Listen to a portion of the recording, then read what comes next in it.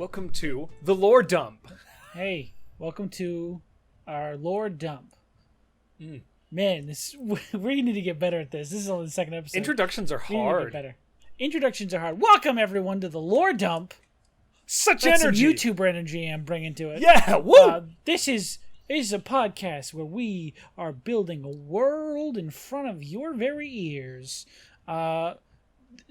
If you watched the last episode, boy howdy, there was some stuff on there. You should go back and check it out if you skipped it. Yes. This is progressive, and I think like this episode we're gonna give you like a quick precursor of what we talked about, but you should definitely watch it because there's a lot of stuff in there. Also, watching Sean and my minds unfold in real time, fascinating. Train wreck, but fascinating. So highly recommend it. But first, Perfect train wreck. Perfect train wreck. But first, Sean, who are you?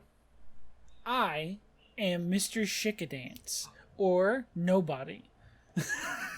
I am Mr. Shikadance on social medias. I am also 1/3 of the people who run the Welcome In Twitch channel. With me is the other one of the thirds, Josh. That was good sentence. Yes, it is I, Josh, aka the governor who does things on TikTok, Instagram, and Twitter, but spends most of his time working at the Welcome In with my fantastic friends over there. You should take a look at the Welcome In. Twitch.tv/welcomein. Ton of D&D content. Highly recommend it. It's good stuff. It's really good stuff. Mm-hmm. But right now, Okay. we're not doing the Welcome In. We're doing the Lore Dump, which is where This is the Sean lore dump. and I build a universe for playing D&D in. Or We homebrew. Yeah, we do a little homebrew. We help you out with your homebrew. We do some of our own. It's true. What kind of homebrew stuff do we help them out with, Sean? Just general stuff. Like if you got a magic item, or you got a subclass or your race you're building, or you just want to ask us questions about our process. Mm-hmm. You can go ahead and drop those questions at loredumpquestions@gmail.com. Or find us on either of our social medias, Twitter at The Lore Dump or Instagram at The Lore Dump. I got them both. And we do all of that in the framework of building our own little universe to play in. Yeah, it's me and Joshy's fun creative time. Yeah, it's playtime. So we've got some stuff established thus far already. Should we go over that real quick just because it's only episode 2? Just a quick top up, I think, would be fine. So where Sean and I started, because we're intelligent adults, professionals, is we started with a meme. So we said which came first, the chicken or the egg, and then we made an astral chicken that pooped out the planet that all of our individuals live upon. The thing is, the lore is actually fantastic when you take the skin of a chicken off of it. It's really neat. And essentially, right, Sean, this The skin is the best part of the chicken. I go to KFC, I just eat the skin and eggs. Let's all agree there. a healthy, balanced diet. Pro tips. I'm dying inside. Yes, but the lore behind the chicken is actually very interesting, and I do like what we're building so far. Mm-hmm. Essentially, this astral chicken pooped the planet that we're working with, which is called Toreg, and then left this dimension, leaving the egg and the sun, which is its incubator, hurtling through space and collecting debris. The astral chicken, or as we call him, he who calls the dawn, landed on the other side. Jeez, that's bad. But amazing. And scared the individuals that lived over there, the beings from the other side. They sent one of their own back to this dimension and found this egg incubating. Terrified of what it would become, aka a second he who calls the dawn, the being from the other side, has began a clever plan to kind of keep the egg from hatching by siphoning its life force. It's not powerful enough to destroy it itself, the being who's from the other side, and it's worried that if it did destroy it, it might make things worse. So it's begun seeding life on this planet, this egg planet, Toreg, and that life kind of essentially through magic casting, which is the source of our magic, and just inhabiting the surface of this egg, is sapping the life force of the creature that exists within its core. So the sentient lives that live on this planet, aka the players and NPCs, are actually there, little to their own knowledge, because of course this has happened over a billion years, to maintain a balance and keep the planet, the creature within the planet, from hatching. And that's what we've got thus far. It's pretty good. There's some other details we defined, but I'm not going to waste any more time on that. I'm sure it'll come up organically if we need to talk about it. Otherwise, watch the first episode. Also, I've just come up with a new rule for myself. Mm-hmm. Every time you say the name He Who Calls the Dawn, I'm going to say Kakakoo, because that's what I've deemed is his catchphrase. Kakakoo? His followers scream Kakakoo. Kree Kree. Keck. Okay, no, let's not rabbit hole, Sean. We'll get into it. Immediately devolve. Yeah. All right. What are we talking about today, Joshua? What are we talking about today? Well, when we spoke last week, we kind of talked about like 3 important things that we need to define when we're doing world building, which is the creation myth, the gods, so on and so forth, where they came from, sources of magic, which we kind of defined as well in last week's episode, and then the geography, which again we kind of started with that creation myth. But I think what we're going to do this week, right, is we're going to make a continent. We know why the continents were formed, why the land masses were formed on this planet's surface, and we know why beings were put there, but what was put there and why. That's what we're going to do today, Sean. Accurate. Accurate. I know. Such very structure. Good stuff. Which inevitably means us spiraling out of control into some sort of rabbit hole, right? Well, we always start off with a spiral and then we correct into genius. So let's start off spiraling. The premier continent. What does it look like? Give me that continent. Give me that juicy lore, Josh. Juicy lore. Okay, so dump it on. These are not tectonic plates that were shifted around. These are land masses that were essentially debris collected on Torig's surface, sculpted into places where our sentient life forms could live. Correct. So our land masses are not the same as like planet Earth's land masses would be. They're kind of unique. So I like the idea of this being from the other side just taking its hands and taking a bunch of the debris and for one continent just kind of pushing it together. And so this continent is like you know when you take sand and there's the flat lower sections and then pushed into one central point that is this like obviously it's hundreds of or thousands of miles across theoretically, but it is all centered around one large mountain. That seems entertaining to me. Like, what are other ways you could do this? What are other ways that a being sculpting the surface of the land might sculpt? I mean, I really like that idea, that the center of this entire landmass is just one big mountain range, or one big, like, where he couldn't quite get it perfectly up, and then it just sort of all slid aside. Yeah, it kind of settled back down a little bit. Yeah, but it is just centered on one large sort of raise in the ground. I like that. That's good. I like that idea. Okay. So that's interesting. Continent 1. Yes. Do we should we just focus on one, or do we want to get all of them set up? I think for now? we can focus on one. I was just seeing if there were other ways that this being might have done it. But if we like this format to work with, let's start there. Mm-hmm. I like that format. Yeah. Okay.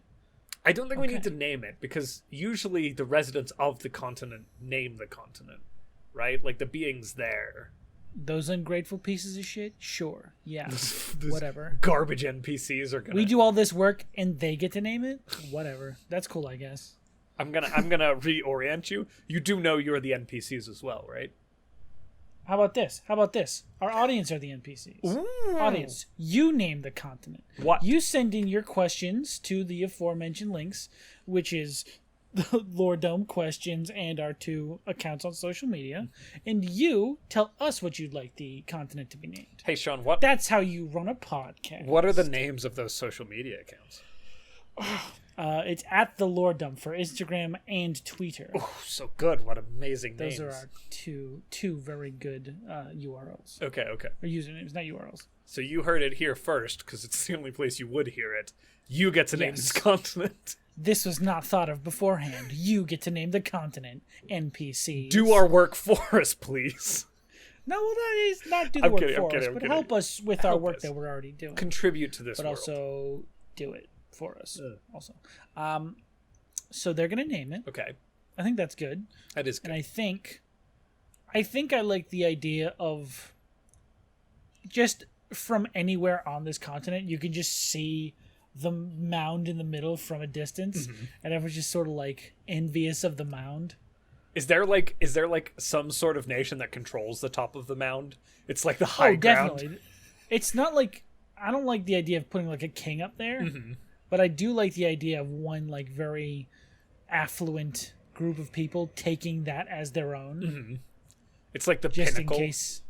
Literally, yes, it is like the echelon, the highest echelon of society. Yes, claims the mound as their own. It's probably like really resource rich because as everything settled away, the really nice resources were sitting right at the top. So whatever nation or city state or whatever is up there is like really wealthy from like a resource perspective as well. Yeah. The people who live at the base of the mound are well paid, not rich, but they're well paid miners.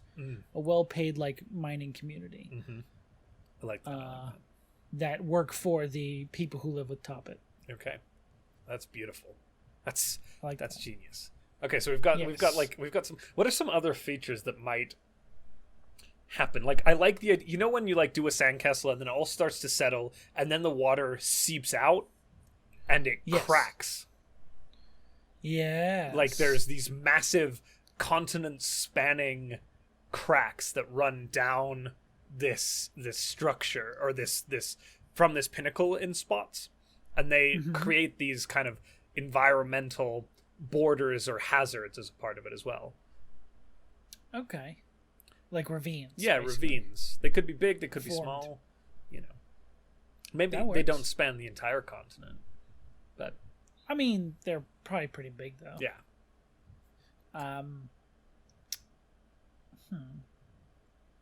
So ravines are good. Rivers, forests. Where does this sit in regards to the equator? Where does this one? I assume we have an equator. We do have an egg equator. Boo. Thank you. Fuck off. Cuck off. We do have an equator. I think this would be probably above it. Let's just assume we have a north and south pole of some sorts. So, yes. Is it kind of sitting between the equator and the North Pole, or is it adjusted more north, or is it closer to the equator? Does the continent have like because that's going to inform our biome. Where does this is me getting really geographical with it now, but I like to establish land mass. Here's the thing. I like the idea of the people who exist on the mound living there, not just because it's like a wealthy or rich mountain, but because it's temporally perfect.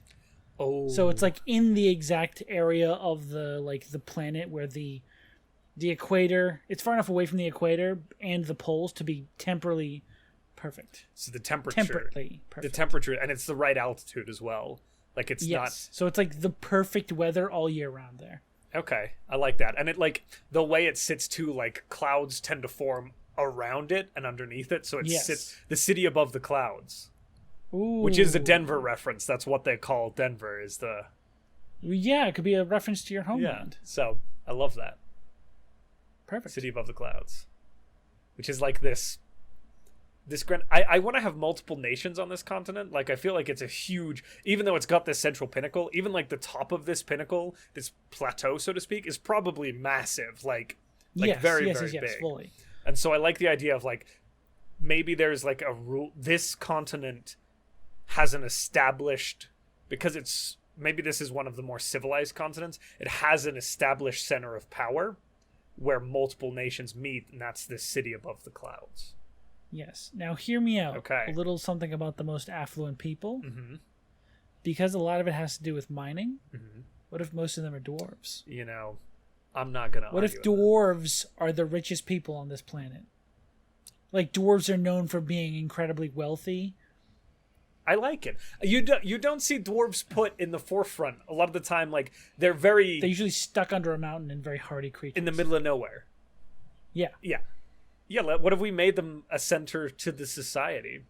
And their culture is being inherited across this continent. Like, you see Yes. dwarven architecture and dwarven builds by the various populations. Like, there's temples to dwarven gods, which are the ones that have been adopted from our shard, are put in there. I like that when we talk about the planet. I like that.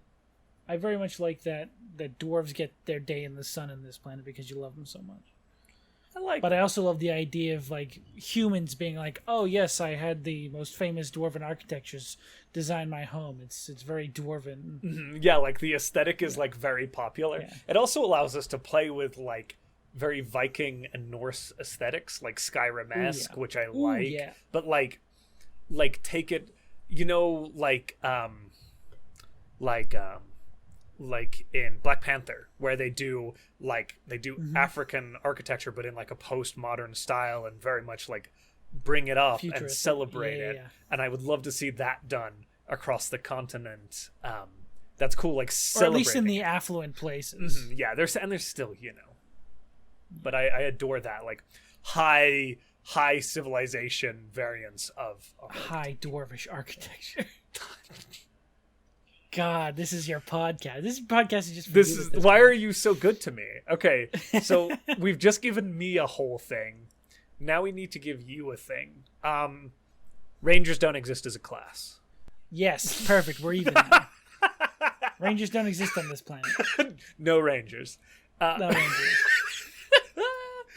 Rangers are just fighters or rogues.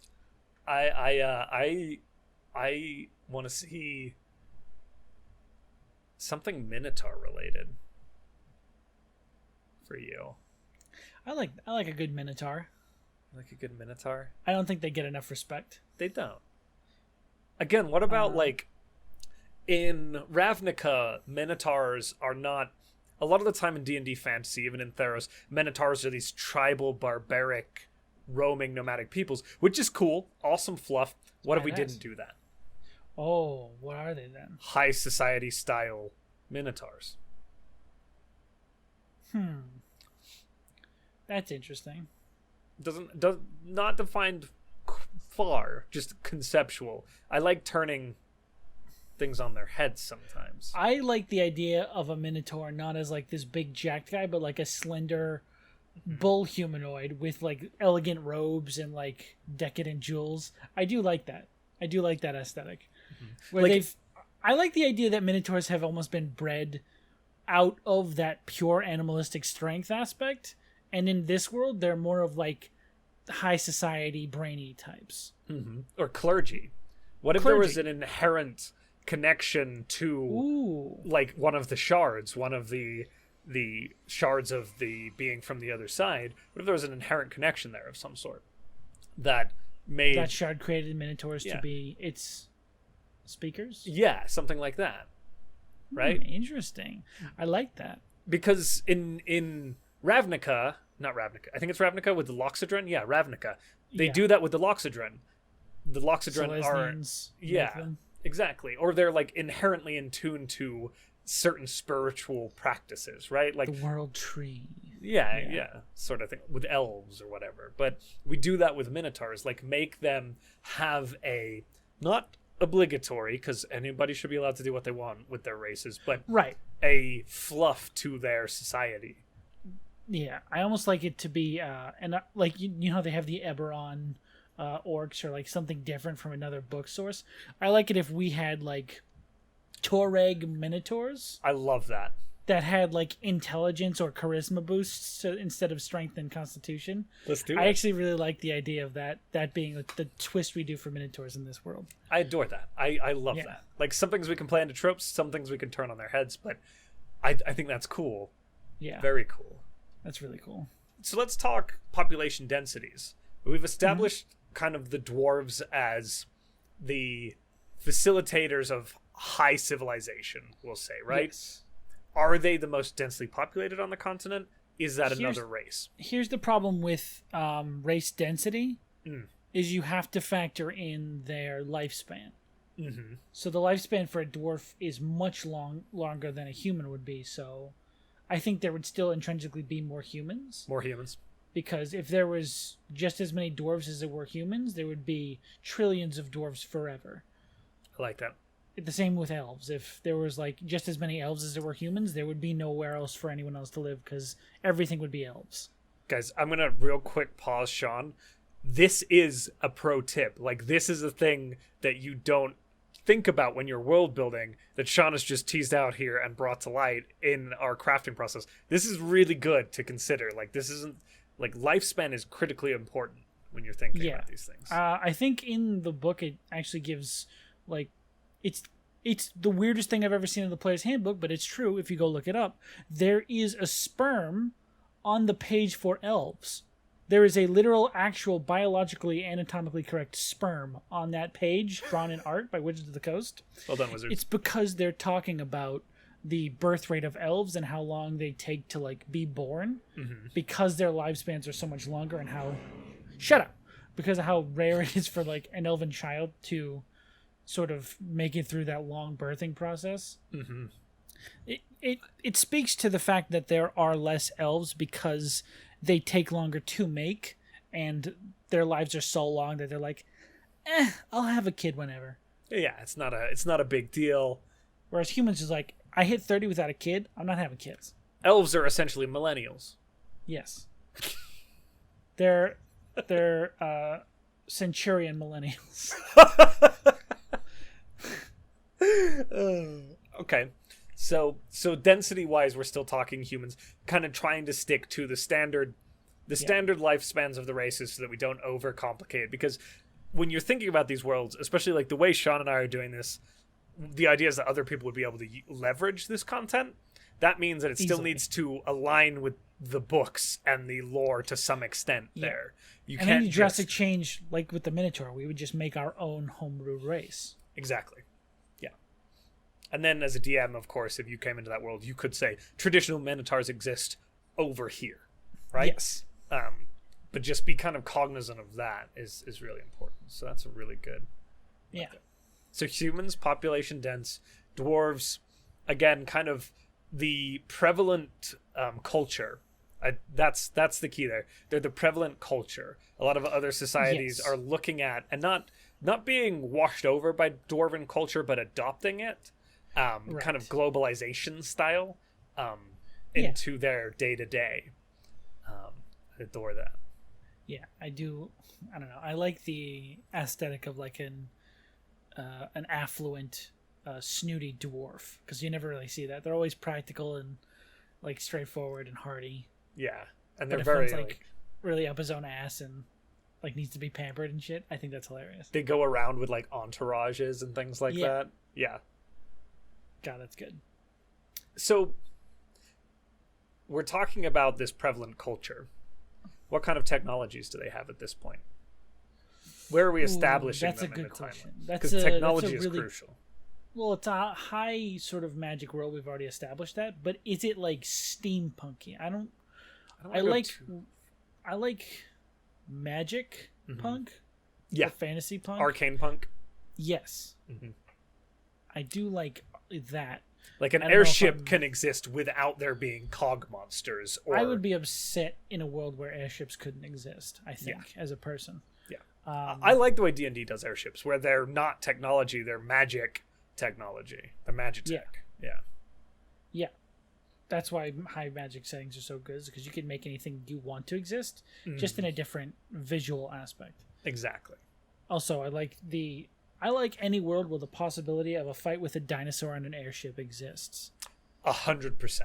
Yes. So there are also canonical dinosaurs. Absolutely. That proves it. Maybe maybe the southern reaches of this continent where it gets near the equator, there's some jungling.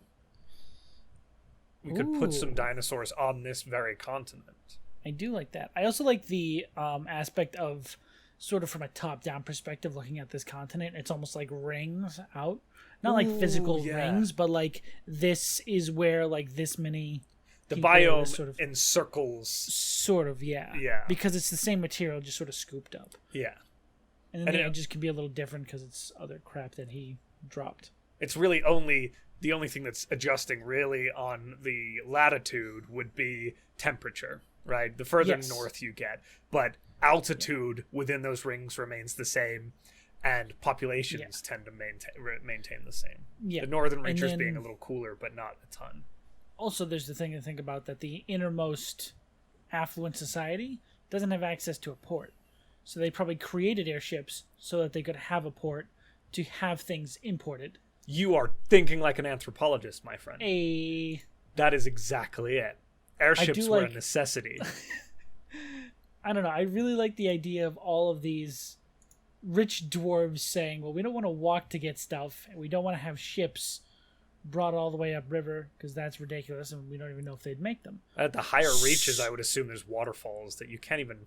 There is no way of trade beyond airship. Pretty much. For the city. They'd have to, out of necessity, develop airships specifically for cargo transportation and like importing wealthy things that they want. I like that. I love that. Yes. Because awesome. like lumber, there's probably not a lot of lumber at the top of the pinnacle. Yeah, but so there is like this city has a skyport. Yes, skyport. Where it's just like a bunch of docks shooting off of this mound. Yeah. And you just see airships coming up to it all day. Non-stop, in and out from across the continent. This tiny dwarven golden city on the hill. Yeah. And it just shines in the sun. And again, like the clouds never really get high enough. So it's almost like when you're coming in as an airship, it's a golden city with a sea of clouds around it. Yes. Oh, that's good stuff. I love that imagery. I also just realized that people taking on dwarven architecture have to account for the height differential. Mm-hmm. So everything that the humans make that is dwarvish is much bigger. It's like blown out dwarven architecture, which is because that's globalization too. That's these races are going to make these dwarven things their own. It's not going to be the same. Mm-hmm. Mm-hmm. Mm-hmm. And the impact of that prevalent culture is going to be less and less the further out you go on the ring as well. Yes. That is very cool. I like how the structure of this continent also allows us to practice these concepts in a very structured way, right? Yes. So I know a lot of the time people will look at, we're going back to this geography element that we were talking about. A lot of the time people will look at a continent and they'll just start drawing a bunch of squiggles and lines, which is great. Like you can have, like continents, they look weird.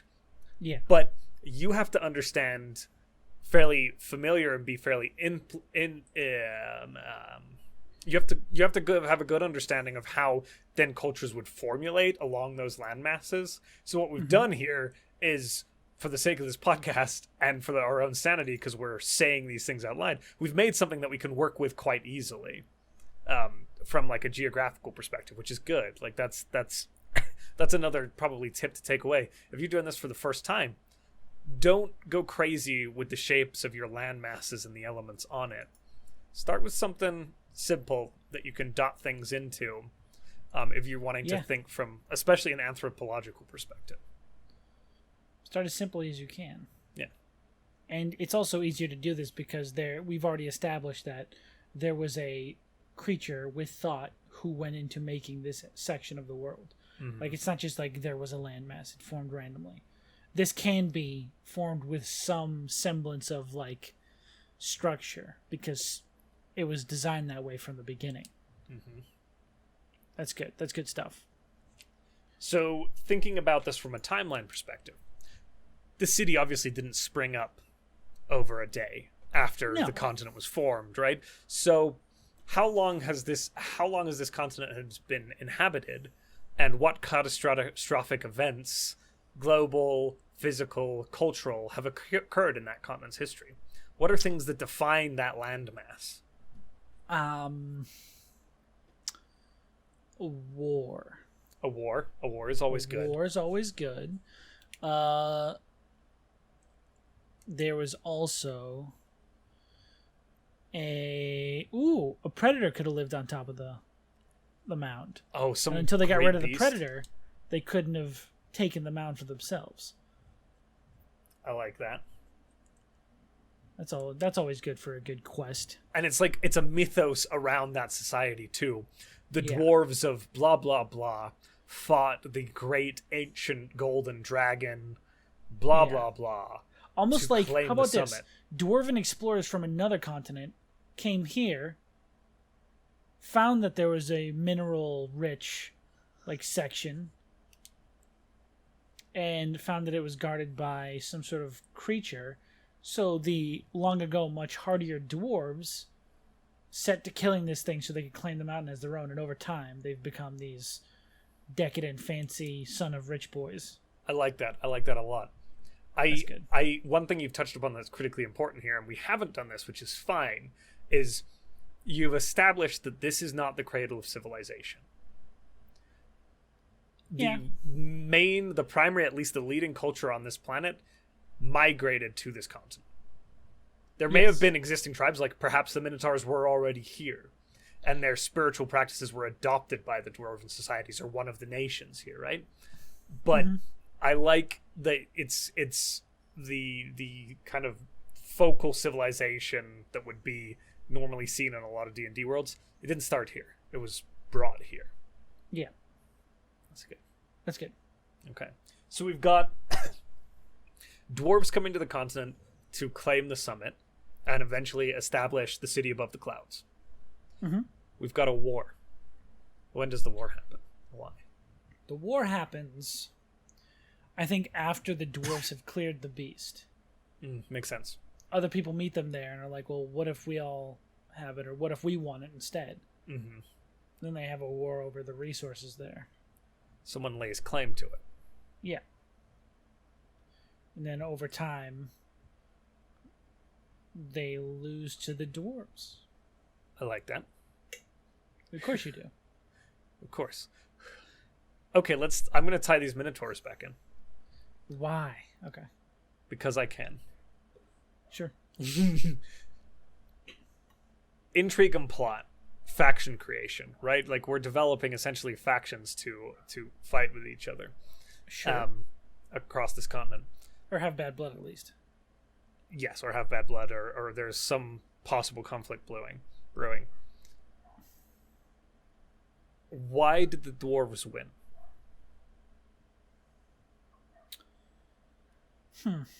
What if the Minotaurs and their religious affiliation aided them?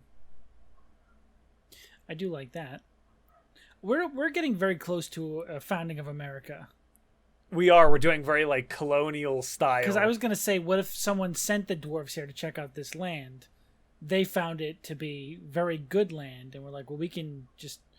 what if the other continent and the first race were elves?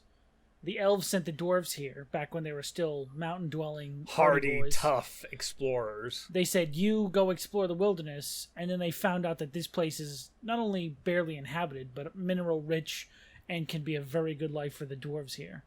So our war is a war of revolution. It's the Revolutionary War. It's literally... we're making Hamilton. I mean, it's kind of contemporary. I love it.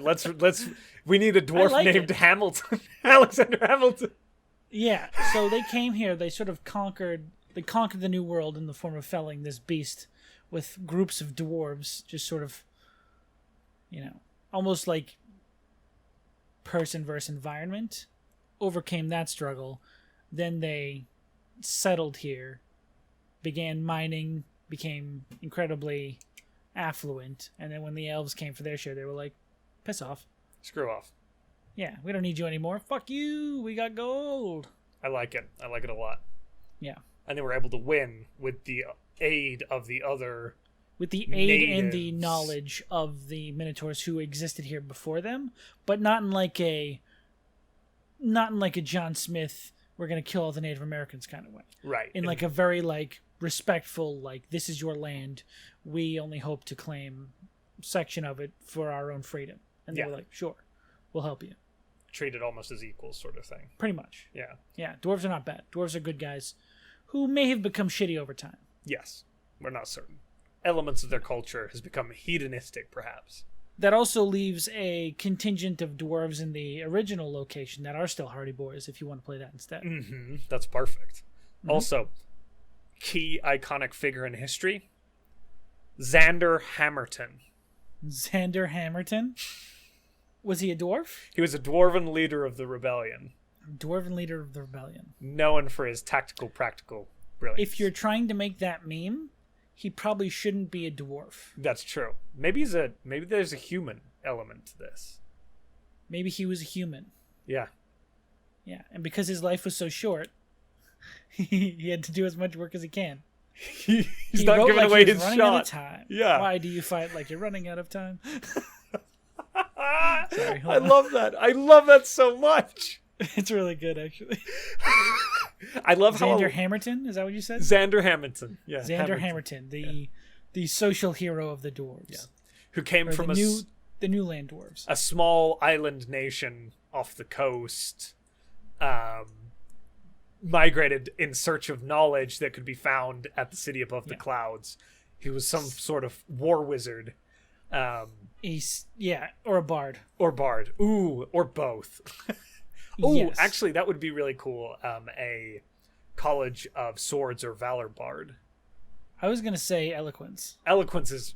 Okay, yeah, that's true. Eloquence would be really good for him. If you're building Xander Hamilton, he would be an The eloquence author. bard. Yeah, that's true. That's true. Oh, I love that. Okay. Are you aware that we're making history? This is the first murder trial of a brand new nation. I like how a lot of the things that fuel what we do are just memes, and it's the best. Like, But if you don't listen to this podcast and you just play in this world, you're like, this is pretty cool. This is just a normal world. yeah, because You guys, our listeners, are getting a peek behind the screen, as we like to say. it's brilliant. I love it. I've said it everywhere I've ever talked about DMing. It's all about just stealing good ideas from other places and turning them into something else. Yeah. So with the creation myth, that was just funny jokes, but they all turned into something that we can actually use. With this, it's literally just Hamilton, but we've changed it to be about dwarves and elves and humans on a magic continent on an egg in space. Yeah. It's great. And It's great. There's this line we're walking because if you want to make a meme world, go for it. This isn't a meme world. Like, that's not the intent of what we're doing here. This is a serious world. But a lot of things that sound memey, as you start to flesh them out, become real, tangible things. And the players can engage with them in a very unique way. I love it. Oh, man. Yeah. Okay. So we've got three really. The migration. The slaying of the beast atop the pillar, which is what I'm canonically calling this mountain, or mountain range. The pillar. Yeah. I like it. And then with the greatest mountain in the middle. Yeah. And then the war with the elves. Yeah, the pillars. I love that. Ooh, that's good. They live atop the grand pillar. Yeah, that's the main one. I also like the idea, just like the general, like, rumors around the surrounding area. Like, not everyone believes this, but a good amount of people believe that the ones who live atop the grand pillar actually do talk to deities and gods up there, like an Olympus sort of thing. I like that. Yeah. People who live out there, like, have some sort of direct connection to the gods. They don't, but they don't fucking know that. Well, and they see peasants. these technologies like airships soaring through the sky, and that's a million miles outside of their reach, right? Like, to them, almost this technology coming from the city above the clouds, from the grand pillar, is beyond anything they could ever possibly imagine. And so there is this projection of demigod onto these individuals, these minotaurs and these dwarves that live atop this mountaintop. There is a really good quote about, like, when science seems so advanced, or at a certain point science is so advanced that to the mundane eye it is magic. That's almost what I'm thinking for these people. They're like, this is must be the work of gods, because I don't know how magic can come up with that. I love it. Yeah, that's awesome. We could talk weather patterns a little bit, because when geography comes up, weather patterns come up. And when weather patterns come up, forests and deserts and things like that come up. So it doesn't ever rain in this place, right? Because it's above the clouds. Not on the pillar, but the rest of the continent. Yeah. I would imagine that the next ring after the pillars is quite densely rained upon, because all of the cloud cover coming off of the oceans that surround this continent essentially catches and then spins around the pillars, dumping all of the water onto what essentially would be, in the northern quarter, a rainforest. Yes. I like high an alpine, or not an alpine, a like a redwood rainforest, and in the southern quarter would be a more tropical rainforest. Yeah. That makes sense. Like basically the base is surrounded by this thick forest of varying kinds. Yeah. That's interesting. I like that. And there could And be I also like grasslands and plains like further out, and then even like I like the idea of like beaches being extensive flats and swamplands like in the lowest Yeah. quarters. And then just dropping into the sea. Yeah, exactly. If they're like cliffs, or like slowly going if they're like sand still. Yeah. I also like the idea of those forests, those like heavily forested areas, are where they have to mine in. Yeah. So it's also very dangerous to have a mining camp there, because there are things that could live in these heavily jungle forested areas that could very easily just kill you. Yes. And there are these like grand operations, like massive lumber operations and massive mining operations located in various locations. I think that is really cool. We had established I don't think there's any deserts, like no major deserts on this. Not on this continent. Not on this continent. We established though that there might be multiple nations or city-states on this continent. Yes. How does that manifest? What's the relationship with the pillars, with the city above the clouds? I think there should be one at the base. Like around that area, there should be one livable town or city at the base of the mountain. Oh, so you don't think there's multiple? See, because no. I'm just saying, like, one of them should be at the base. I'm not saying Gotcha. it's the only one. I'm saying one of the many should be Gotcha. located at the base of the mountain, because I think, or the pillar. So like that would the pillar, and then there's this like kind of more standard or poorer population lives in this town down the pillars. Mm-hmm.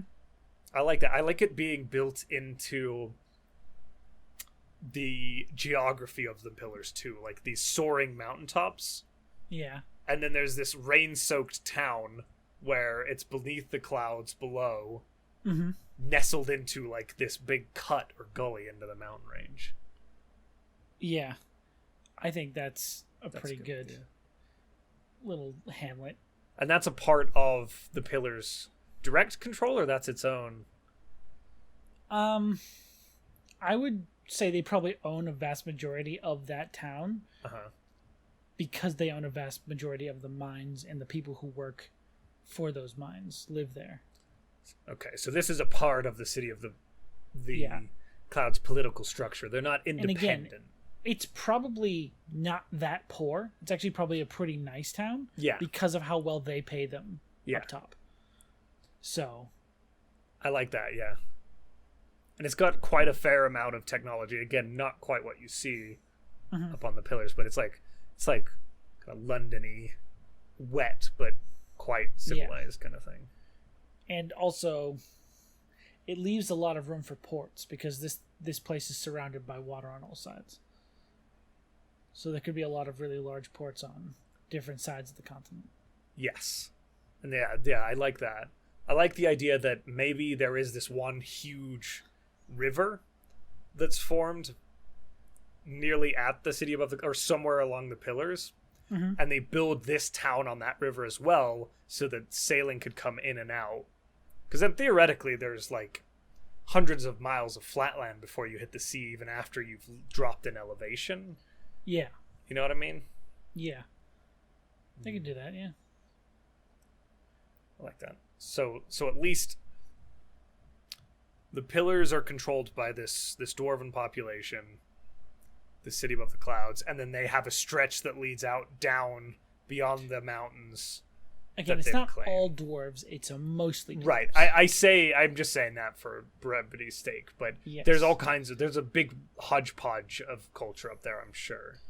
I also think that there'd be a large population on this continent, or sort of scattered about this continent, of minotaurs. Yes. Who they didn't like stick them on what is it?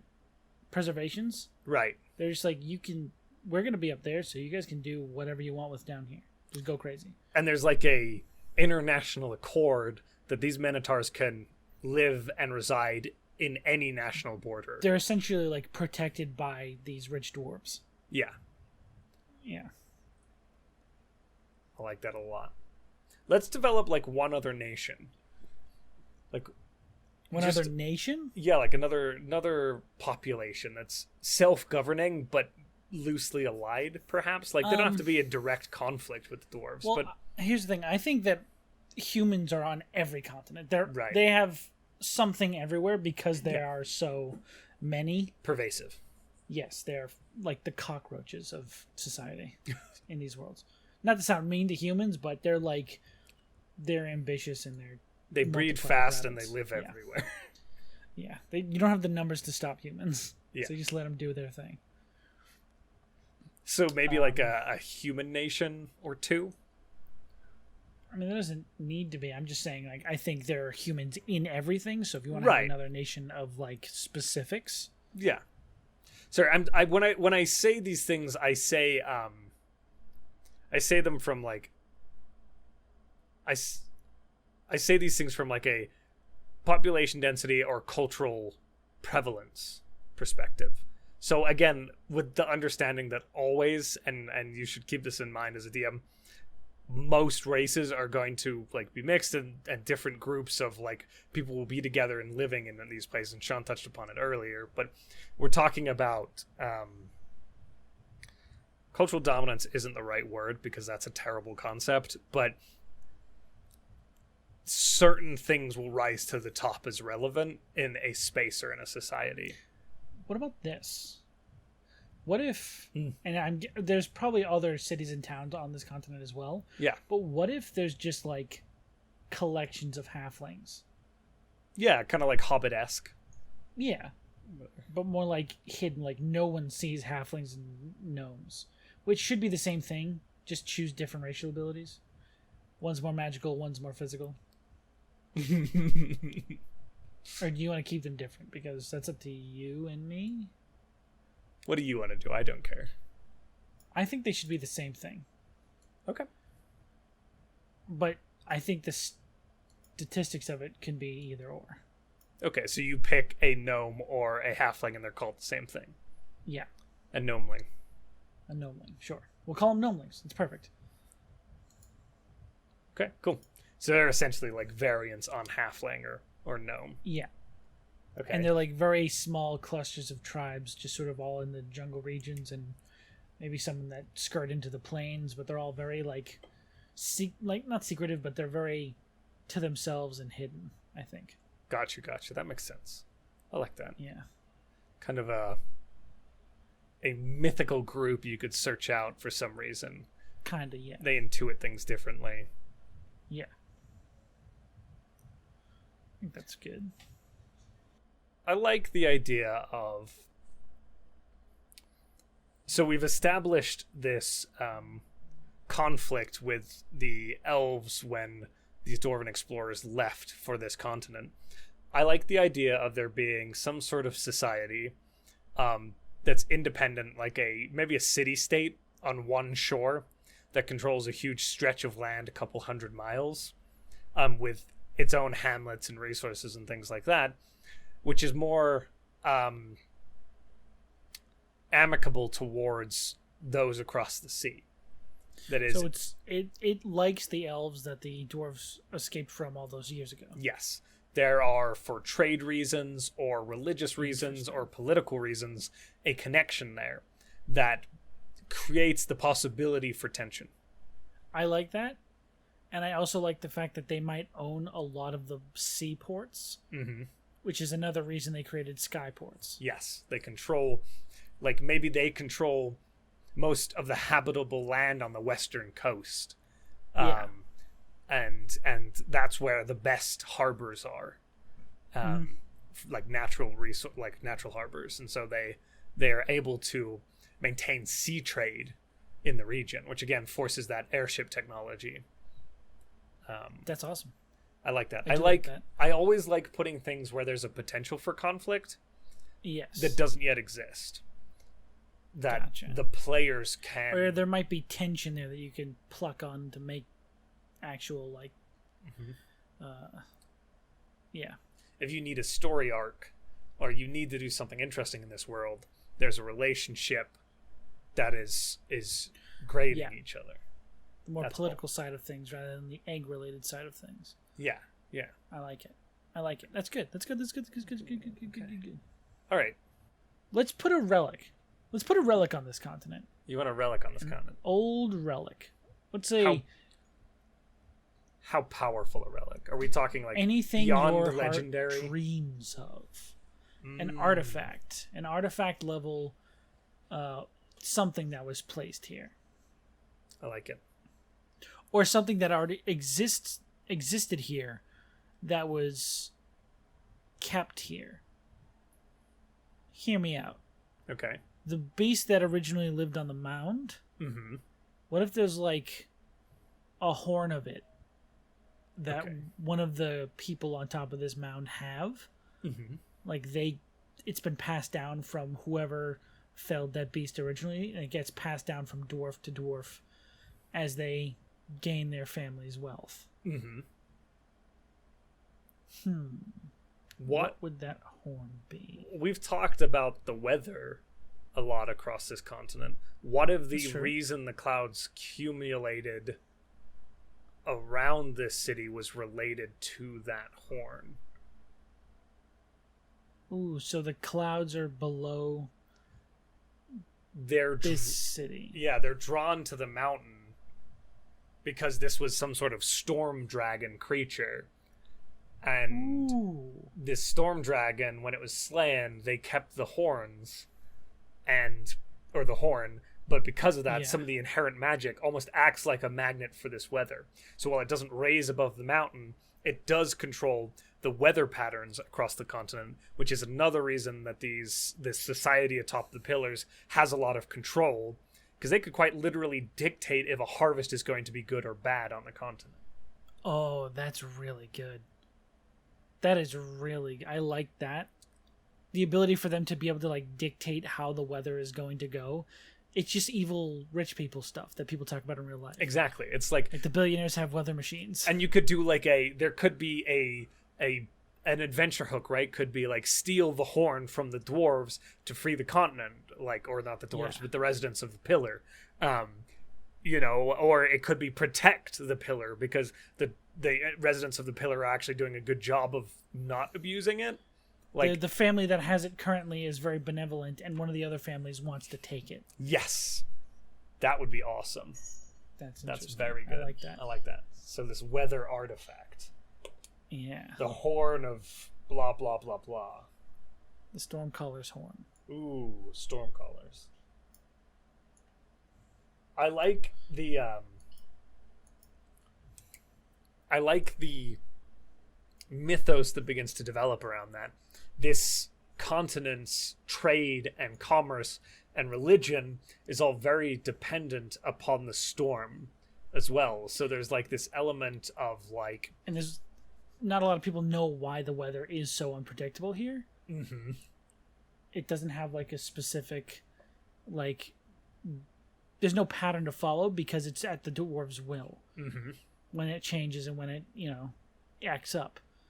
So, and because of that, there is this sort of like, it adds to that god mythos of like, they definitely talk the gods up there. Yeah, they're asking them to do things. Everything goes their way all the time with the weather. It's really weird. Yeah. Spicy. Spicy. They get that lore dump in there. Get this big dump of lore. Nice name drop, Sean. Well done, sir. Hey, well, they're listening to our show. They should know the name. So, we've got this continent. And this continent was formed by this being from the other side when they were beginning to sculpt the land masses. They sculpted this one basically by pulling all the debris together in almost this hand-like motion that created this very circular landmass that peaks in the center with this mountain range in the center of this circular continent called the Pillars. And one of the creatures that originally resided atop the Pillars, and the kind of the original inhabitants, is there was this dragon, this storm dragon. There were also minotaurs with a close theological connection to one of the gods of the pantheon that we have yet to establish. But they already resided here along with some gnomelings in the jungle reaches of this kind of continent, which it spans from basically the equator up into some more northern reaches that create these complex weather patterns around this Pillar mountain range, which is this massive mountain range. Eventually, these dwarvish explorers, along with humans and many other races, crossed over from a land controlled by the Elven political structure. They landed here, established a fairly peaceful society after slaying the dragon atop this mountain. But they took hold of this artifact that granted them the power over the weather in this space. And they began to gain in wealth and riches. There were lots of resources that allowed them to create this great city atop this mountain, and that influence spread across the continent. But there are still factions and groups and nations there that are not in war, but in opposition with these dwarves. Eventually, they went to war with the elves to free themselves entirely, gaining full control of the continent to an extent, again, with these other factions still existing, right? Is there anything I've missed there? Don't think so. They named this city the City Above the Clouds. These minotaurs were granted kind of free reign to treat this land across all boundaries and borders as still their own. Yeah. I like the City Above the Clouds having a more specific name, but we can deal with that at another time. Yeah, this is just easy to say. Right? Yeah, but that's all perfect. That's a good lore dump there, Josh. We lore dumped, guys. We dumped all over the books on this one. So, if folks have questions, right, or want tidbits, they're going to reach out to us at loredumpquestions@gmail.com or the lore dump Twitter. The lore dump at Twitter, Instagram. Either of those two. So you send that on to us, and we answer those questions. Questions or requests, if you have them, for any specific things you want to see us try and whip up. Yeah. Moving forward, I think after next episode, we're going to start sectioning off the second half for audience-specific questions once we get all those in. And then we're going to, split the show half and half from there on out. But just getting the basis of the world so we can start building stuff in it has been pretty key to these first few episodes. And it's been a good way to kind of conceptualize grand things, right? And think about defining some very large topics. Mm-hmm. I will also, if you guys come up with names other than we asked you to name the continent, but if you have a good idea for things, let us know. We'll see if we can work that in as well, especially for names and stuff like that. Because so send in those continent name ideas, and also if you think about naming the dwarven city on the mountain, that's a good one too. I, for one, am looking forward to homebrewing up that storm dragon. Yeah. Ooh. The fuck, that's gonna be real fun. Storm dragon. We've got some work to do on Xander Hammerton as well, our iconic figure. Mr. Xander Hammerton. His name is Mr. Xander Hammerton. Your soldiers are waiting in the wings for you. I just picture the Elven King for George III, or for King George. What comes next? Soon you'll see. That's gonna be fun. Anyways, we're rambling here at the end. Yeah, we are. No particular reason. Hashtag content. This has been the Lore Dump. We look forward to hearing from you in the future. Good night and good news. Bye. What? Bye. They were out.